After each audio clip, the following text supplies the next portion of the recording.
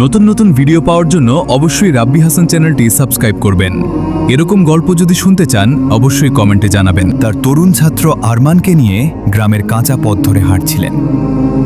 আরমান ছিল মেধাবী, তবে তার মধ্যে মাঝে মাঝে একটু অলসতা ও উদাসীনতা দেখা দিত।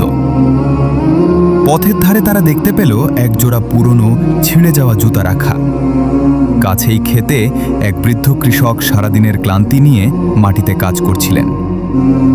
সন্ধ্যা নেমে আসছে, কৃষক খুব শীঘ্রই কাজ শেষ করে ঘরে ফিরবেন। আরমান মুচকি হেসে শিক্ষককে বলল, ওস্তাদজি, এক কাজ করলে কেমন হয়? আমরা এই জুতা দুটো ঝোপের আড়ালে লুকিয়ে রাখি। কৃষক যখন জুতা খুঁজে পাবে না, তখন তার দিক বিদিক ছোটাছুটি দেখতে বেশ মজা হবে।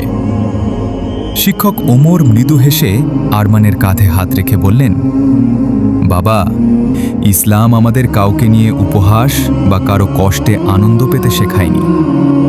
রাসূলুল্লাহ সাল্লাল্লাহু আলাইহি ওয়াসাল্লাম বলেছেন, যে ব্যক্তি আল্লাহর ওপর এবং শেষ বিচারের দিনের ওপর ঈমান আনে, সে যেন ভালো কথা বলে অথবা চুপ থাকে। তাছাড়া কাউকে অনর্থক কষ্ট দেওয়া কোনো মুমিনের কাজ নয়।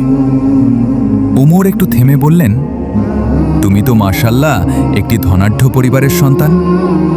এই ছোট আনন্দে কোনো কল্যাণ নেই, তবে তুমি যদি চাও একটি ভিন্ন উপায়ে তার চেয়েও অনেক বড় আনন্দ অনুভব করতে পারো। কি উপায় ওস্তাদজি? আরমান উৎসুক হয়ে জিজ্ঞেস করল। শিক্ষক বললেন, তুমি এই দুই জুতার ভেতরে কয়েকটি করে স্বর্ণমুদ্রা লুকিয়ে রেখে দাও। তারপর আমরা ঝোপের পেছনে লুকিয়ে দেখি কি হয়।